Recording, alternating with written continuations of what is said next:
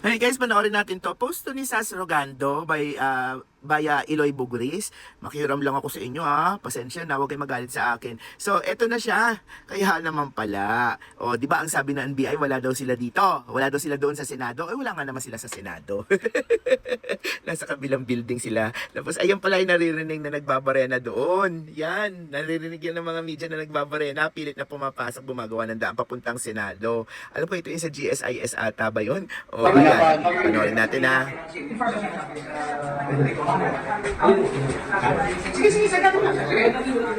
Kaya nga. Sabi ako sa mic. At, sir, sa mic, sir, Manching.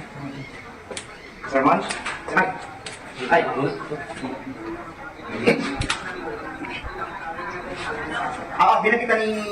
Binakita ni Diction, kasama ni Diction team leader ngayon. Magdi-deploy sila lahat. Hindi ba kayo nakapag-deploy na?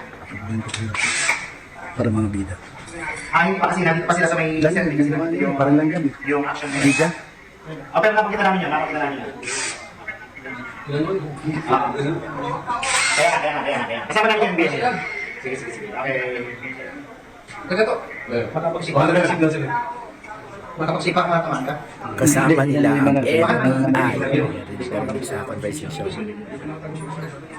Kaya mo na, iba mo na isang. Buwan na, nakakiyar mo tayo ng dalawa. Yan ang isang, buwan mo na. Buwan mo na, sinalit. Sige. Go na go.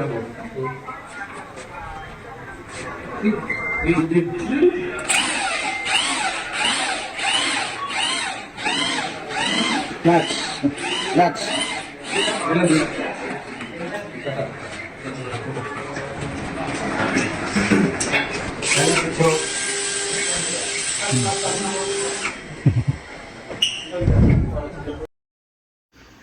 Okay guys, dito maririnig nyo talaga dito yung barena ha. Pakinggan nyo. Yan yung binabarena kanina eh. So kung maririnig nyo talaga, may nagbabarena. Yan nga yun. So nandun pala talaga ang NBI. Marimatas, pinay pa talaga ni Matibag, ano? Grabe nangyari kanina sa Senado, nakaka-nervyos, ano? Nakita niyo yung investigation ngayon lang, pinakita ng Soko, ang daming gunshot dun sa binabarena. Yung lugar na yan, yung binabarenahan na yan, ang daming gunshot. Sobra. Ay, hindi nga lang natin masabi kung ang gunshot coming from the Senate or coming from them. Pero ang daming butas. Sandali hanapin ko. Ayan guys, so tingnan nyo, ang dami-daming gunshot, grabe. Ayun may mga yung may mga barilis ng bala. Ayan mga nakaka-sticker sa sahig, nagkalat ang bala guys. Ayan yung binabarena nila doon eh. Ayan yan, dyan sila nagbabarena. Pero mo kanina, walang communication dito kasi walang signal lahat ng phone. Wala talaga lahat, promise. Tapos walang ilaw, walang kuryente. Naku, Diyos ko, yung huli kong naramdaman yan during pa the time ng yung senior na Marcos, yung mga ganyan, lalo na yung pinasok nila dati yung nga bang istasyon yun. Basta yung ganun, biglang sinarado lahat ng kuryente, ganun. Basta may pagkakataon na ganyan, bata pa ako noon, kaya alam ko yung pakiramdam na yan. Ninenervyos na nga kami noon ni mama kasi dalawa lang kami noon magkasama sa bahay kasi may pasok yung mga kapatid ko eh. Bata-bata pa ako noon, pero may isip na ako noon kasi maaga naman kami nagmamature noon eh. Tapos kanina, buti na lang may TV, nanonood kami ni ate. May TV kami kasi may solar ako, di ba?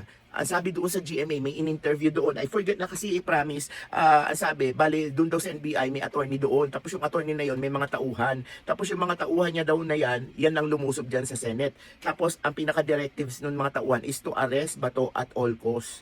Meron pa nga sinabing mga wordings doon na hindi naman sinabing dead or alive, Basta at all costs, kailangan maaresto nila si Bato during that time. Oh, di ba? Kaya kita mo yung nagbabarena, baka sila yun. Tapos ang pagkakakwento, kaya daw nahuli. Kasi may binalikang bag. Ayun, tiklo siya. Ngayon, umawit siya kagad. Yun ang pagkakakwento nung in-interview sa GMA. Tapos maya-maya, nag-televise naman si BBM. Siguro naman, napanood nyo na, hindi ko na i-clip on dito, na nagsalita siya na hindi daw yung gawain ng gobyerno at hindi daw yung gawain ng palasyo. Parang gano'n, dininay niya. Tapos nagpunta doon sa site si Jombic Remulla. Tapos sumisigaw doon na hindi namin uhulihin si Bato. Nagpunta kami dito. Ang directive sa amin is to secure all senator. Tapos nagpunta sila. Tapos all the while, lumabas na si Cayetano tsaka si John Vic. Tapos nagpa-interview na. Diba? Naku. Nakakaloka.